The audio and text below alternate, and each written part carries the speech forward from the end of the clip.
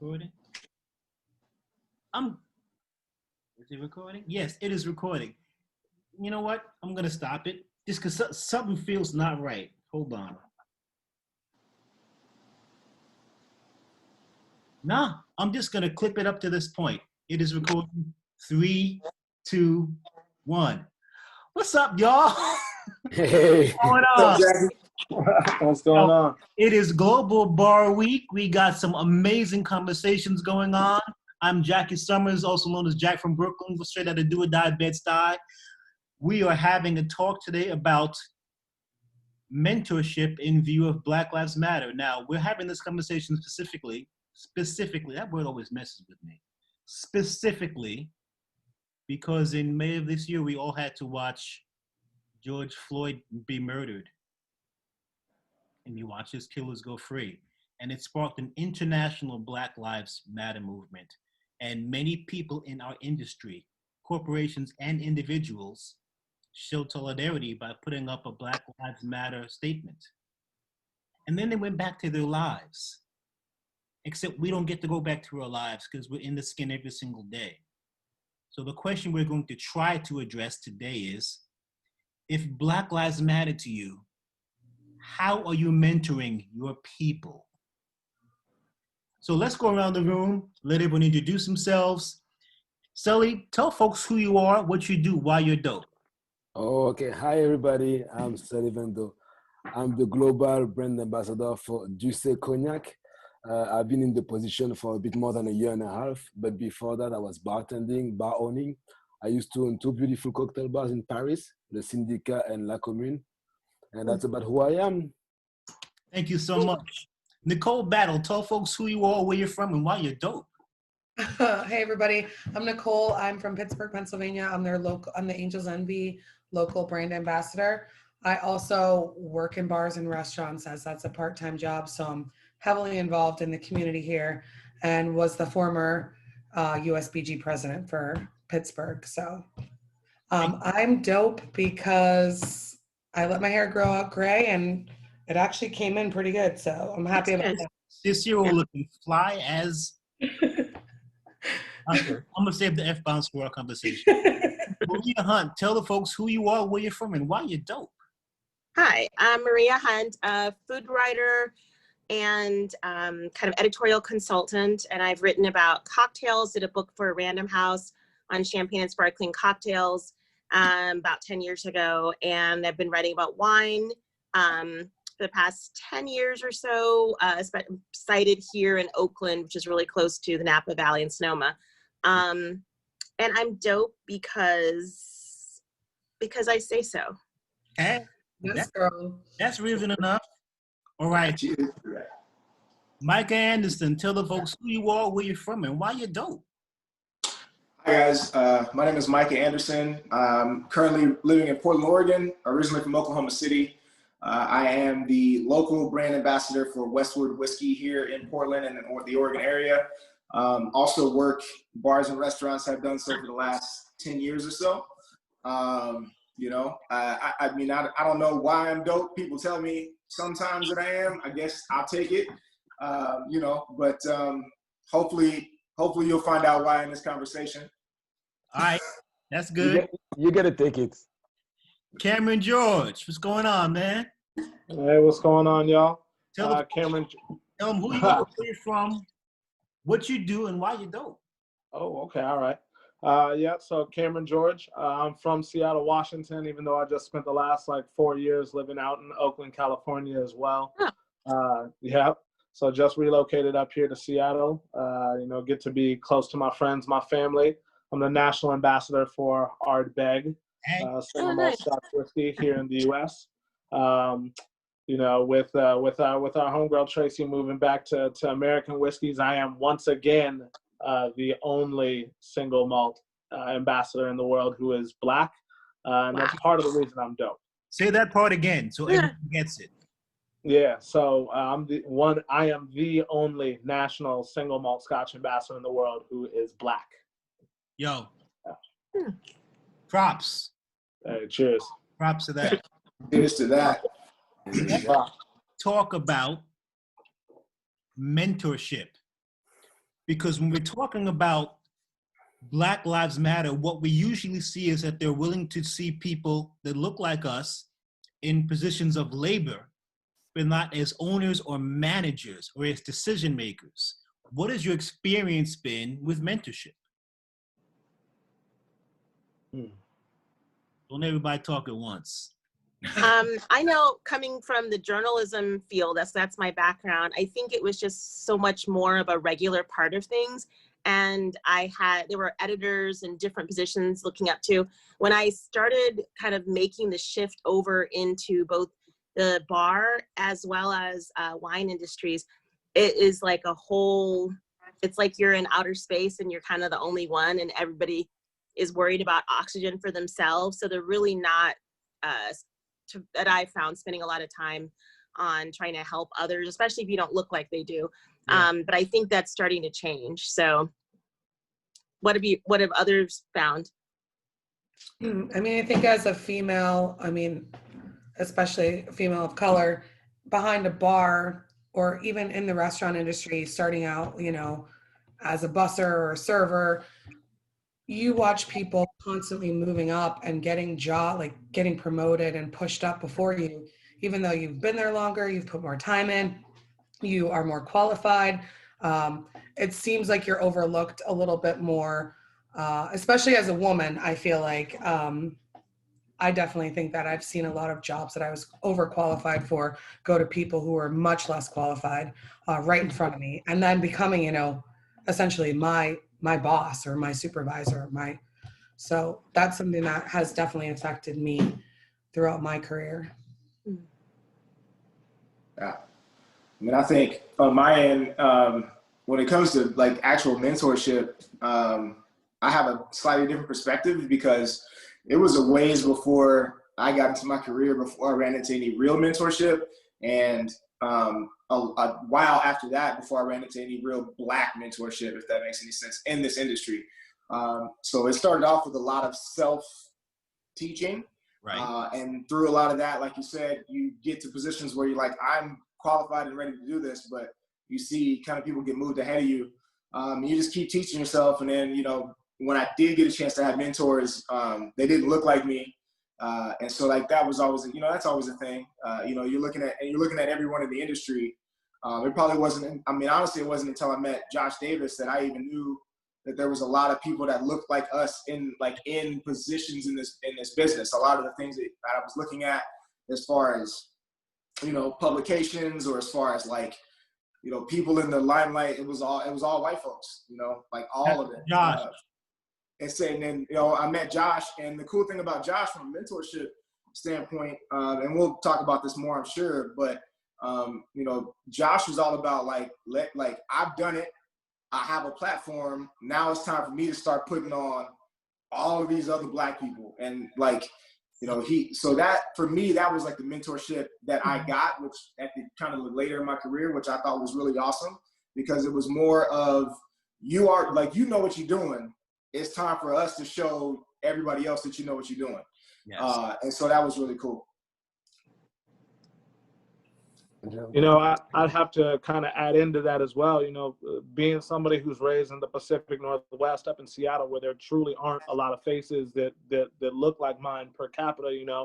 When I left college and made the decision to get into hospitality as a dishwasher, I fell in love with the industry, but there wasn't any mentorship. And once I did actually become like a bar back, this guy named Sean Johnson, who's an incredibly, gifted and talented bartender that actually just came on board with Team Hennessy in New York. He's absolutely incredible, but he kind of took me under his wing, and it let me know that, watching him be successful in like MIB and in cocktail competitions like that, seeing his face get out there, I was like, oh wow, like dope, like I can do that. Yes. It's like seeing, the 5-minute mile was once said to be impossible to be achieved, and then people started breaking it.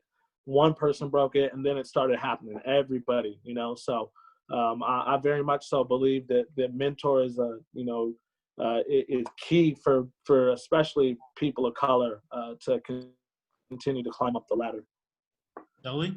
Yeah, I'm jumping in. Like for me, it's quite different because I grew up in France. All my career was in France before moving to America for Ducé. And you know, like before being bartender, I was head waiter in fine dining, where I saw like many black folks, many brown, beautiful skins. And when I turned myself into a bartender, I wanted to go like to the highest level of bartending. So like that was just the moment that the bar industry was starting in Paris. So it was like 2009. Mm-hmm.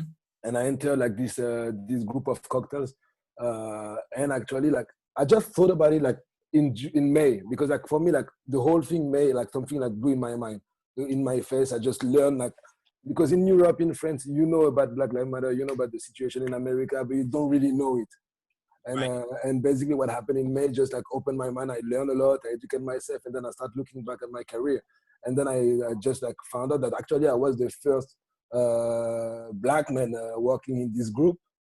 And I always like, just like, you know, like there was a door in front of me, I was opening the door. And Right. I feel like this is kind of different in Europe or maybe in France, because like the door wasn't that hard to push for me, just because I came with my balls and I just like slammed the door and like that was opening. And then the things like through those 10 years, I noticed that I was like not, I mean, like I was kind of like alone in this thing, but like when I opened my bars, I started bringing people in, and I saw that I was like a source of inspiration for black folks. Right. Like if you see like back in the days when I was at La Commune, I had one of the most diverse team. I had a guy from like Martinique, a guy from Cabo Verde, a girl from like Morocco. And it was like, just like for me, was just giving like a platform for them, because like I had the chance, maybe because I'm half white, I had the more opportunities than any black folks. Yes. When I started bartending, I didn't see any black person that I could look up to. Right. But the cool thing is that when I became that person, I made sure that I was bringing people in. So let's get a show of hands. And we all do slightly different things, but who was the first of their people to do it in their town or city? I was the first. I mean, I think we've all probably accomplished it first. Yeah. You pretty much have all been first. What happens when you don't have mentorship? What kind of a difference does mentorship make in your life? I mean, for me, I didn't have mentorship for a long time. I had drive because I was sick of seeing so many, and I hate to say idiots, but people that I just didn't think were as good as me, getting further ahead of me and faster. And I just like, that just like lit a fire in me. And it was like, I have to prove myself so much harder. I have to work harder and prove myself harder than other people have to. And it was like, once I found my confidence and I realized that like I could get to where I needed to be if I just kept working and working and working, then I started surrounding myself with people that were in the position to mentor me. I started finding those mentors, but like for the longest time, it was just me pushing myself because I was tired of being left behind and not getting that promotion and still, you know, busting tables on the weekends while watching all these other, you know, really pretty white girls get to work behind the bar just because they were pretty white girls. Yeah. Listen, I'll be the first person to say, I got a mentor early on. My mentor is the former CMO of Seagram's. And the difference it made for me is he can call anybody. He can call anybody in our industry and doors open. It is amazing to watch. There's literally no one too high placed. If it was called the CEO of Diageo, CEO of Sazerac, doors open. And because doors open for him, he was able to put a toehold in spaces for me. But if you don't have that toehold space for someone holding open for you, what are the challenges we face? I see you giving the nod, Cam. You mute, Cam. Can't hear you, bro. He's on mute. I think, you know, yeah, sorry, my bad. Yeah, you call it a toehold. I like to kind of refer to it as, you know, giving people the opportunity to actually pull themselves up. It's like, how can you pull yourself up by your own britches if you ain't even got suspenders? Like, you know. So if you equip people with, you know, knowledge, you know, if you equip people with opportunity, like, they're going to be able to take it and run with it. You know, I think that we are proof. This is a group of, you know, highly motivated, incredibly intelligent people that are walking proof, you know, that when given and, you know, unique opportunities, like, you're going to actually see unique results. Right. Yeah, that's true. I mean, like, education and like transferring skills and inspiring people is like what you need from a mentor. The things like in France, I didn't have like a black mentor, but I did have mentors in the industry. You know, people that taught me, people that that made me go like further, like push me to learn more. And the things like when I opened the Syndicat, so just for people to know, the Syndicat is the first cocktail bar using only French alcohol in order to showcase the diversity we have in France, because we have like an amazing terroir and an amazing fish pond in terms of alcohols. And in France, we don't drink our own. You know, like 97% of the cognac is exported, right? Yeah. So the idea that I wanted when I opened Syndicat was like, okay, I want to showcase like all the diversity. But then, knowing me, Sullivan, French black guy in France, teaching people about alcohol, that was like, about French alcohol, because like when you think French, you kind of think white, right? Yeah. And which is not true, because like France is like, that's cosmopolitan, you know, like, Yes. I wouldn't say like Paris, Marseille, like all the big cities are completely like melting pot, but like, yeah, if you go like in the countryside, that might be like more white than black, for sure. And so I gave myself like I would say like all I could do in terms of knowledge for me to learn and to make sure that I have the proper message. And so when I come in front of my customer and when I educate my staff, I'm credible, you know, I know what I'm talking about. And that's something that you really need to do. Like, you need to invest in yourself and like just grow yourself to be able to give back. But yeah, so as I said, like, I had many mentors I would say a couple, but I understood that I had the opportunity me to become a mentor. So I made sure that I have all the information to be able to give back. Excellent. Yeah. I agree. I'm sorry, go ahead. Oh, I was just going to add, I think Sullivan just made a great point, is that you can't wait for a mentor that looks exactly like you. And in fact, with the just disproportionate number of, this industry, there's so few people of color in positions of power. So for things to change, people who are white are going to have to look around and say, oh, my organization should be more diverse, and realize the value in it, and then take the steps to find people, surround them, go search out people of color who are qualified and eager to work hard, and bring them along, because that's going to be key for the survival of all of these brands as the demographics in our country and around the world keep changing. Yeah, I think it's important to note too. My situation was a bit different starting in Oklahoma City. I had a lot of people who you could call mentors in that situation that taught me, spirit knowledge and cocktail knowledge, people that were in positions to kind of do that. But, I was at the very beginning of any sort of cocktail or spirit movement in Oklahoma City. So on my end, it was more, I was part of the think tank. It was more like contemporaries, but I had to place myself at that table. Like, I had to go home every night and like study my butt off and like learn things and then come correct every single time. Right. So that people were like, oh, like this dude knows what he's talking about. He's part of the conversation. And so, there was not a lot of like, open the door, like, hey, like, well, he worked for so-and-so, or he did something for so-and-so. So it's like, no, like, when he opens his mouth, he knows what he's talking about. So we listen now. And that took a lot of just personal work in that regard. So it was a little bit different because we were all, first cocktail bars, first whiskey bars, first restaurants that had cocktail programs. And, we were all the people that I worked with that I came up with, like, we were the people that were kind of building that foundation there. Yep. And so it was a little bit different for me. So I think that, when you say like how important is mentorship to me, like it would have been amazing to have someone kind of be like, hey, we're going to show you how to actually put a program together. We're going to show you actually how to run all this stuff. You know, like I was searching for the things that you can't teach yourself, right? How to read a P&L, how to do like the whole thing. Those things were not available knowledge, right? Does anyone remember being taught to sing The Greatest Love of All as a kid? No. because like that was the first song that they taught me, and it was like, it's in the lyrics. No one explained to me, so I learned to depend on me. Yeah. Which is a trauma response. Mm.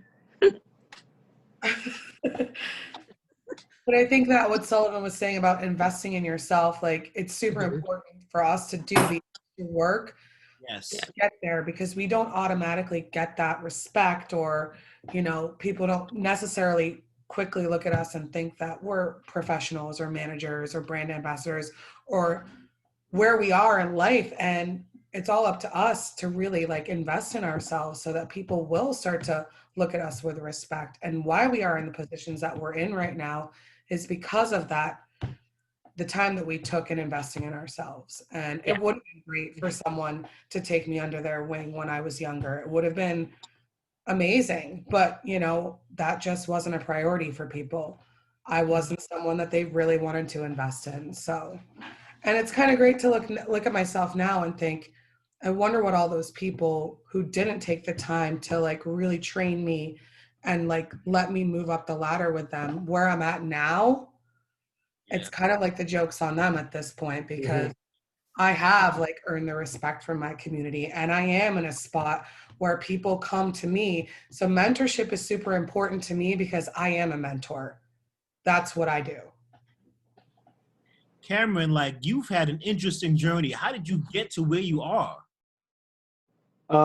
Yeah, so, you know, I kind of came up in Seattle, ended up leaving college, was playing college ball, and then, you know, moved back up, started washing dishes, got a job as a bar back, you know, was bar backing at one of Seattle's kind of hot cocktail bars, 611, got some pretty great mentorship from a couple of the bartenders. And then that just kind of dove me into everything. So I wanted to learn everything I possibly could, started running a different program, and then interviewed with the brands of Moet Hennessy to be essentially a portfolio specialist, more of a sales focused position.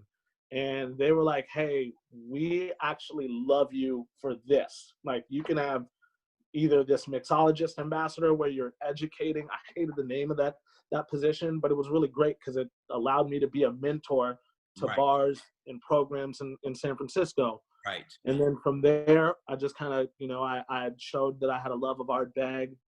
And then a year later, they created the position, and the rest is history. Awesome.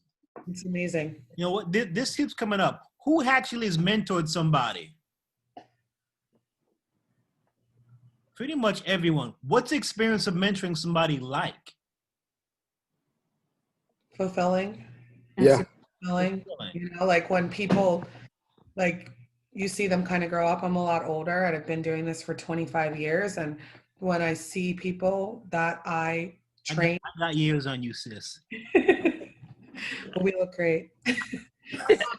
When people that, were younger and, they're growing up, and I see them out and they tell me about their experience with me and how much I scared them, but like taught them and trained them. And that's special to me because, like I said, there was a time in my life where I didn't think anybody respected me or looked up to me, in this industry. So to be respected and looked up to by so many younger people is super fulfilling. Right. Who else has mentored somebody on the call, and what was it like? I did, but the thing is, like, what they say is like you learn more by transmitting your knowledge, and that's something that I remember that how I was eager to learn when I was like learning basically everything like about like waiting at table and my beginning of bartending, and from the moment that I felt that I had enough, like I learned enough to be able to give back. That's when I started to have like an apprentice and all those young kids that wanted to learn bartending. Right. And the thing is like, even to them, you need to give them the right answer. So you need to relearn what you knew to make sure that you have like because you don't want to give them like, you don't want to bring them to a wrong path. So yeah, it's fulfilling 100% because you know that you are basically you are one of the main actors that will define their lives. Mm-hmm. It's like parenting basically. You just like take them at the moment of their life when they need to learn, and you are here to give them. So you have to give them the right education. So Maria made a point earlier that I want to go back to. She said that mostly because there are so few of us in positions where we actually have the authority to mentor somebody else, we are often left for people who don't look like us to mentor us. Why should they? What's in it for them? How does our industry benefit if they offer mentorship to Black people and to people of color?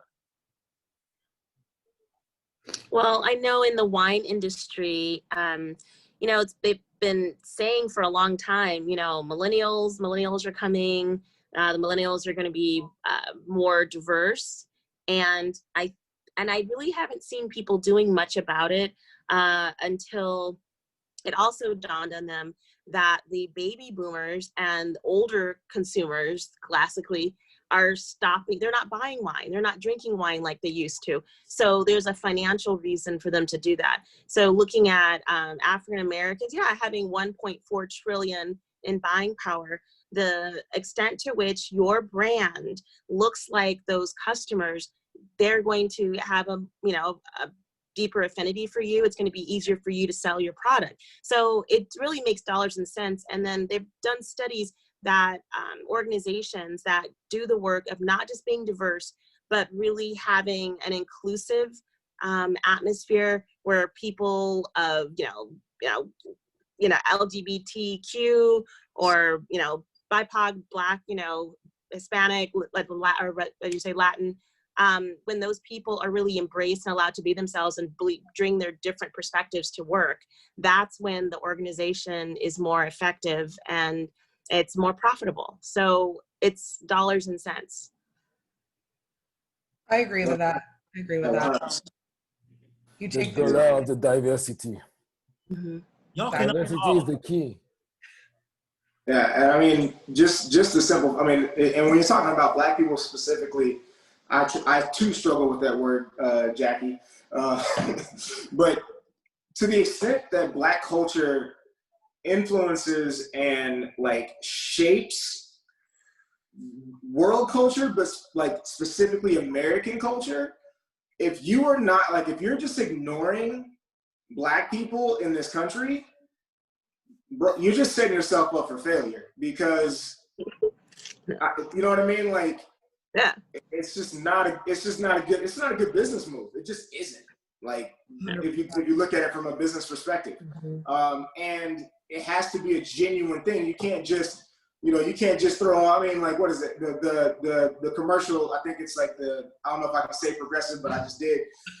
Where they're in the Zoom call and boy starts rapping, and like the Black dude's like, Jamie, don't do that, right? But like that right there is the microcosm of how it works, right? Like, Black culture influences American culture 100%, has since day one. But it has to be you can't just put on a song and dance, because everyone's going to see through that. So it has to be real. And that's why I like what Ardbeg is doing with you, Cameron. They're just letting you be you. They're like, we're going to hire Cameron. He's going to be our guy. And then, they didn't, I don't know what agreement you have with them, but based on what I know of you, when I see you repping Ardbeg, it's just Cameron repping Ardbeg. It's not like Ardbeg Cameron repping Ardbeg. It's just Cameron. And that speaks to everyone, because especially with the younger generation, they see a real Black person, right, who is comfortable in his own skin, who is genuinely Black, who loves single malt scotch and is selling it because he genuinely likes it, right? People are gonna be like, oh, okay, cool, that's what's up. Maybe we should try this. And it's opening the doors for, people that might not otherwise have ever even wanted to try a single malt scotch, to be interested. And it works the same way in the restaurant, in the wine industry, with everything. If you put people like Cameron in positions of power and show that he's valuable and you can see his value, you're letting a whole nother group of people into that world. You're like, oh, wait, we're represented by this brand?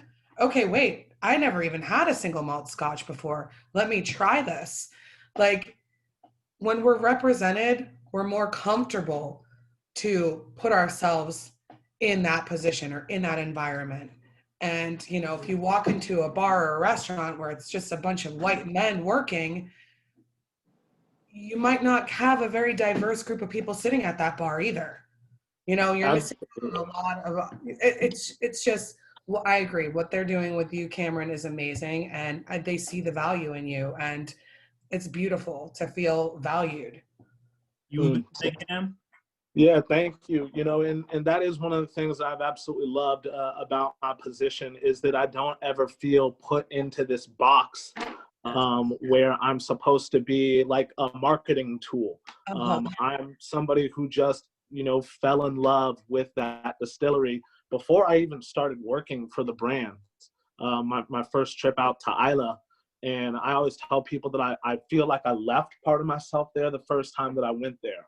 So now to get to come back and be the ambassador, I get to tell the stories of people that I genuinely appreciate, a style of whiskey that I absolutely love as well. And I get to do it as myself.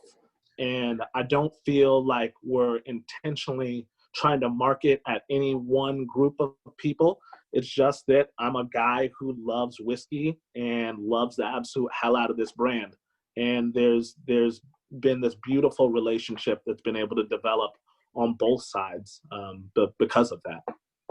So we've covered a few points here. You know, like I want to circle back and go, yes, it is important to see people like yourself represented when you are talking about presence in a bar or buying a brand. Black people are loyal.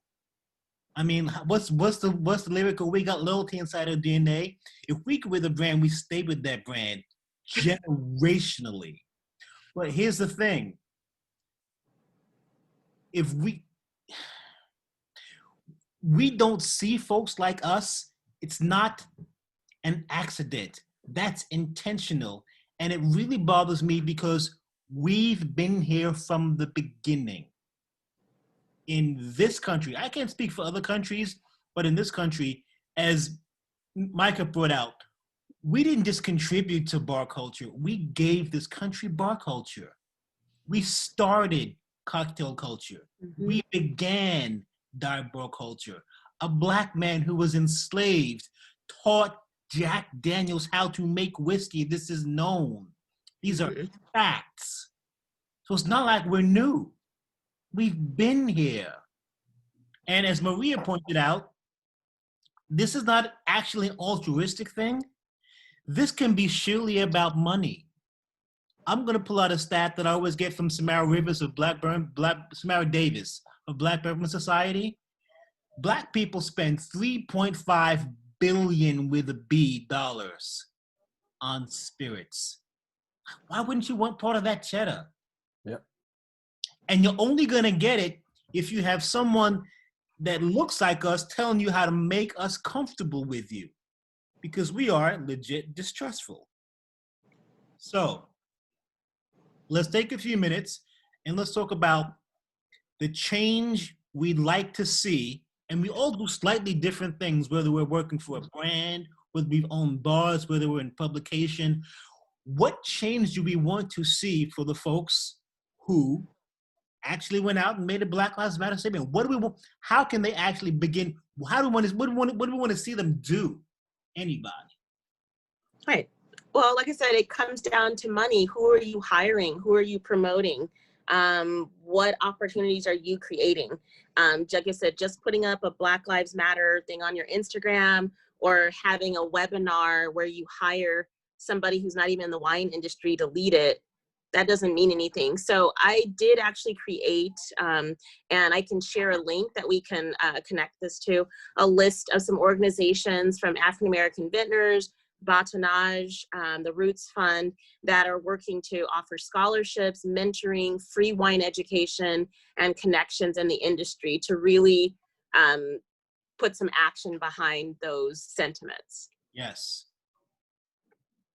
Yeah, I think creating opportunities is super important. Also, how are you supporting the people that are already working for you, and what are you doing to, you know, enrich their lives and like move them up the ladder? I mean, I see it all the time. I talked to Jackie about it when we first started discussing this conversation. Was, you know, where I live, there are not a lot of Black people working in the front of the house, you know, in the restaurant industry. And there are a lot of Black people working in the restaurant industry, but they're behind the scenes and they stay in those positions. They're not moving up. I mean, they're not being asked to move to the front of the house. And I think that creating opportunities for the people that are already working for you would be a good start. You know, if you're supporting Black Lives Matter, then like make their lives meaningful and help them become better than what they are. Yes. You know, if they're in the back of the house or if they're a dishwasher, teach them how to cook, teach them how to give them a new skill. Like, don't just make this a job, make this a career for them, support them. Yeah, and I think to piggyback on that, I think the thing that I would love to see is, especially from like the spirits brands, just kind of on down, but getting people at earlier stages, either in a career or like Cam said, he came out of college and went straight into dishwashing and had to move up that whole deal. I'm gonna just say this, and because I know how Cam is, I know how much he knows. Imagine if Cam came out of college and went into a distillery apprenticeship program, right? Like this is where we have to start thinking about this. Is like, if I have a spirits brand, who am I bringing on as interns? Who am I bringing on as people to apprentice in my distillery to learn how to make spirits? Who am I bringing on in my marketing programs, like straight out of college marketing programs, right? If I put up a BLM statement, am I putting money together to send, young Black people out of high school to hospitality programs, right? Like if I have a place, if I'm based in New York, Columbia is right. I mean, they got one of the best hospitality programs in the nation. Like, put a scholarship together, send someone that's Black to the hospitality program.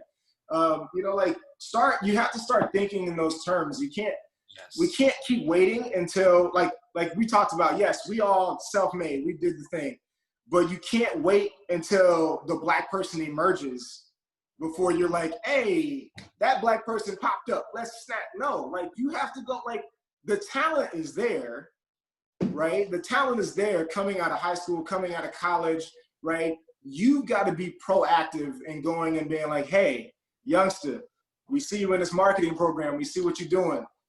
Come holler at us. Like, we're going to intern you. We're going to teach you how to do this. Like, that's where it has to start to begin. And that's where I think we're going to see a large part of the change. Because if we keep, like I said, if we just keep waiting for the Black head to pop up, we're going to be in the same boat we've been in for the last, however many years. So, yeah. But if we take care of the people now, then we're creating a culture, and younger Black people and people that may have not ever considered this as a career will see people like us constantly growing and moving, and this will become something that they're interested in doing. And we have to, like you said, we just have to start taking care and creating those opportunities, because opportunity breeds opportunity. Yes. That's Right. how it works. Yeah. And I'm jumping on what you were saying, Micah, but like when you say like it has to come from the spirit brand, I have not enough experience within the American culture to really know like what chance I am waiting for, but I know that there's chance that I can do it and I can help. And what is beautiful with Duce is that brand like is really listening to what I say as the ambassador, and facing like all this problem of diversity in this industry. Like put up together like an activation that's called Duce So Myself, where we just like embrace the beautiful of the melanin skin, where we are like bartenders just creating cocktails but only like BIPOC bartenders. Yes. Because I know like white bartenders, I have nothing against them. Of course, they're all my fellows and friends, but I wanted to bring light on those black bartenders, on those colored bartenders, and that's something that we launched last month, and we're gonna do it like by waves.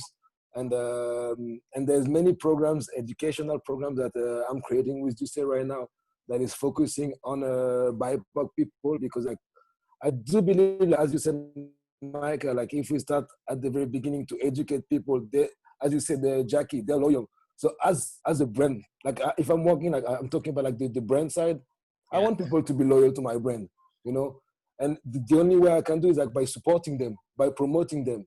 And that's what I do through Juicy, and that's beautiful. Like I love this brand because like they really listen and they understand like what's happening. Of course, we have like half of the, like I mean, it's a joint venture and it's half black owned, thanks to Jay-Z. Yes. To him. And but yeah, I mean, like we have this power. I do think that I'm on like a platform. I have like a voice and a podium that helps me to bring people up. So I'm just doing it because that I feel that's my mission, you know. Like today I have the power, so I'm using this power too. Yes. And yeah, that's beautiful. And to do say as well. Karen, you've been trying to get in this conversation like you're trying to get into some double Dutch. Yeah, you know, just trying to give everybody their space to you know, voice their opinion on everything. But something I kind of wanted to add to that, you know, actually right off the back of Sullivan's point is that, you know, when you do create, you know, more diverse spaces, and I do believe it has to be curated, it has to be kind of manicured. You have to, because it's not natural, right? It's not the order of things. It has to be curated and paid attention to. But the net positive of doing that at any level, like let's take cocktail bars for example. If you have a more diverse set of palates and personalities working on a cocktail menu, I mean, there's no two senses in the human body that have a more shared connection than your sense of memory and your sense of taste and smell, right?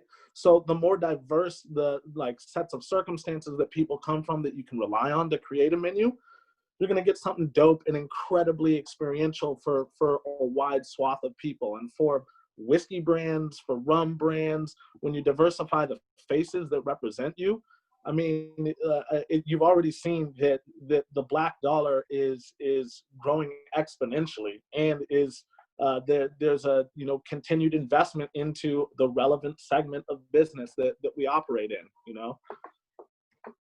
Yeah, I'm jumping on what you just said. Like diversity is the key. In the fact that if you take one type of people, same age, same gender, and you put them together in a room, they link together for like 5 minutes, but they won't grow. You grow from like somebody that's younger than you, that somebody that's older, somebody that's another background. You grow from diversity. Diversity is just like the key of, as I keep saying, like diversity is the key because I do really believe in it. And so you need to have like all type of colors, all type of people, all type of gender orientation. That's what we need to just grow all together. To follow up on something Sully said earlier, I people don't understand why 97% of cognac is exported from France. My uncles fought in World War II and were stationed in France. And in France, they got a kind of respect that they'd never gotten in the countries they were born. And they drank cognac there. Mm-hmm. And they brought that love of cognac home with them when they returned from their service. Mm-hmm. So like my Uncle TT always had a flask of cognac in his hip pocket. It's one of the first things I ever drank. And if you want to know why cognac became a thing in Black culture, like why, was it Busta Rhymes put it into music? I guarantee you Busta Rhymes had an uncle 100%.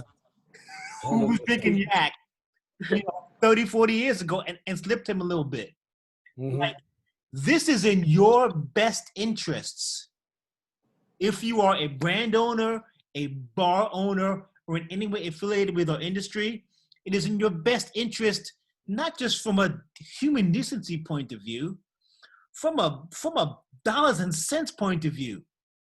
Like, and find Black people to work for you, promote them.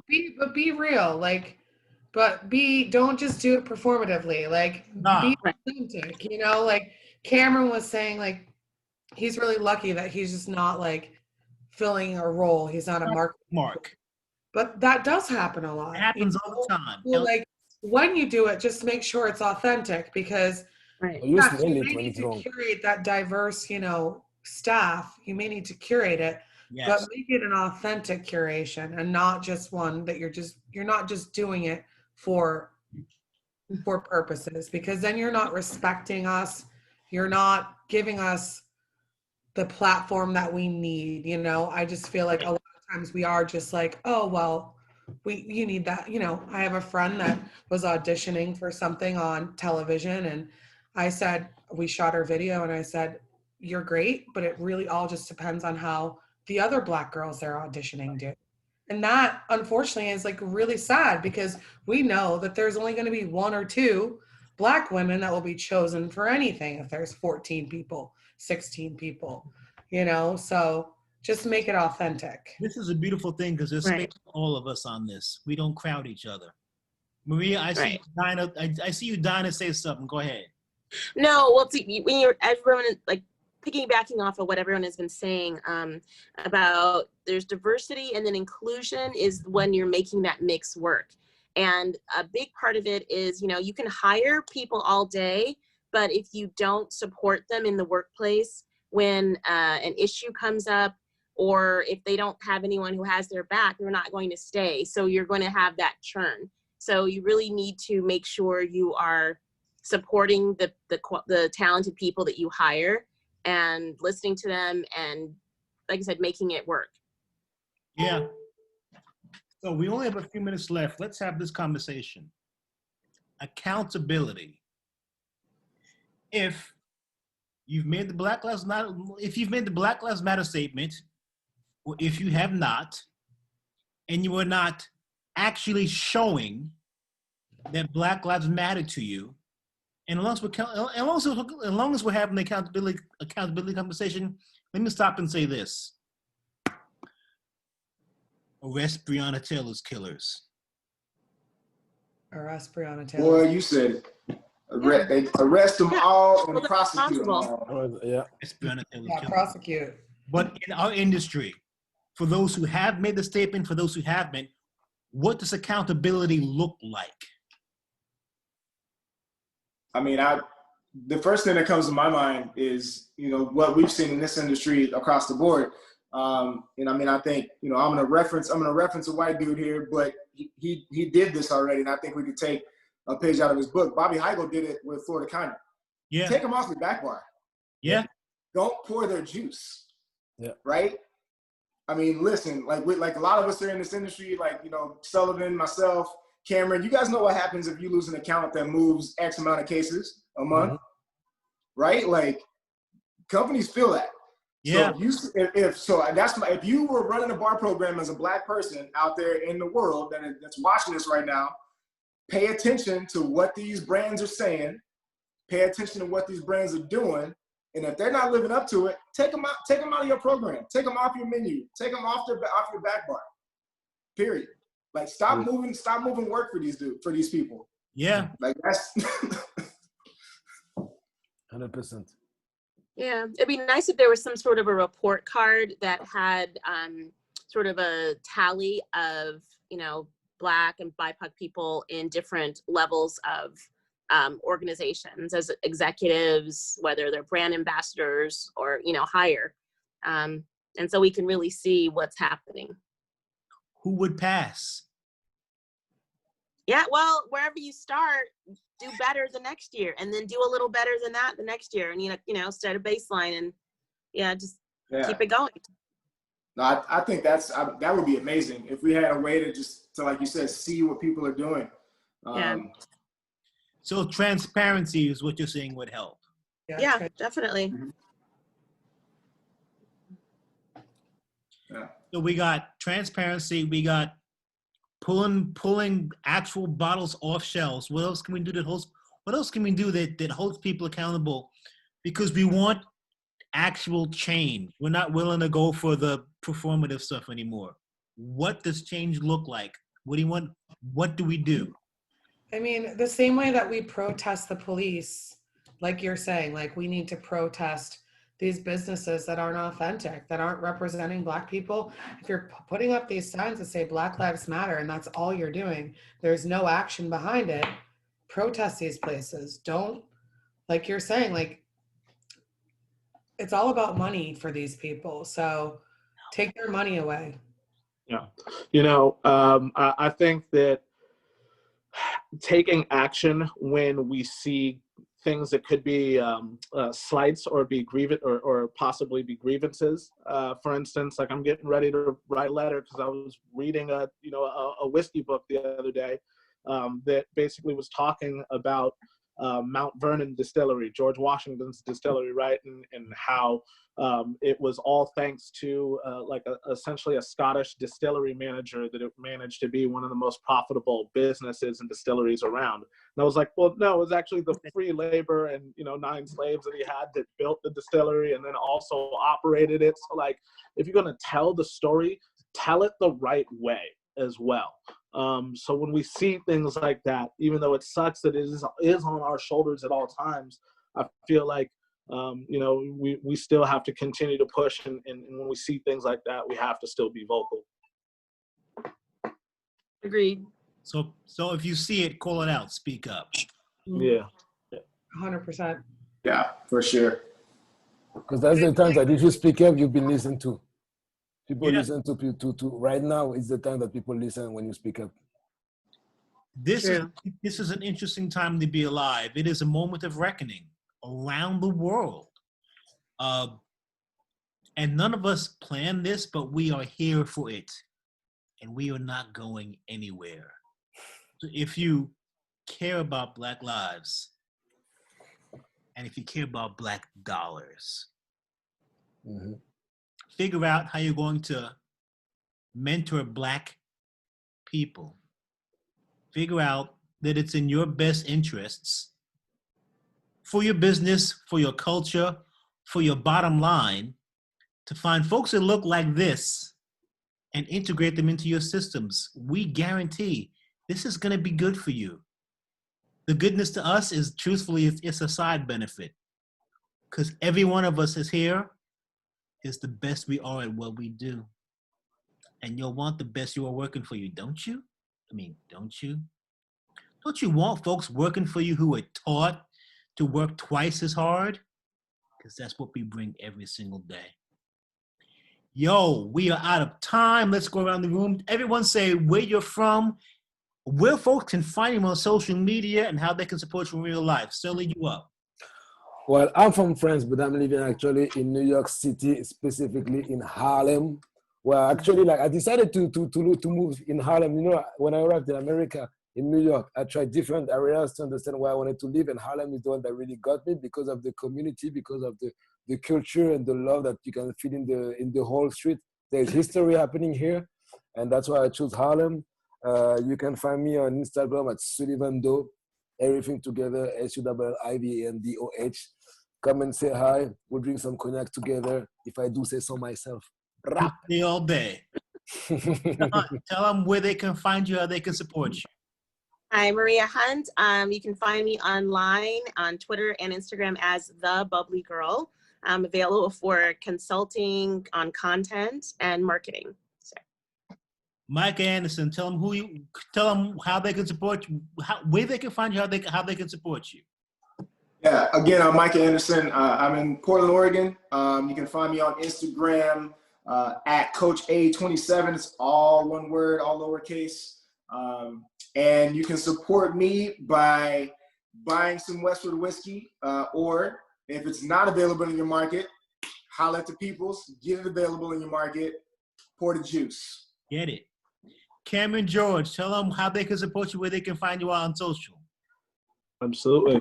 Again, Cameron George on social. You can find me at Ardbeg Cam on Instagram. You can also find me at Ardbeg Cam on YouTube. That would be probably the best way to support me right now.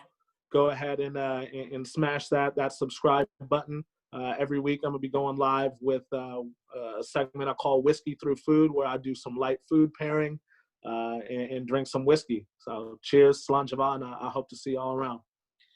Nicole Battle, tell them where they can find you, how they can support you. Nicole Battle again from Pittsburgh, Pennsylvania. You can find me on Instagram at 412 Whisky Guardian. And you can support me by voting in a couple weeks and not voting for Trump. That's how you can support me. On that note, we're going to wrap it up. I love you all. Stay safe. That was a good one. Stay home with your hands. Wash your hands, mask up, and tip your bartenders. Peace. We out.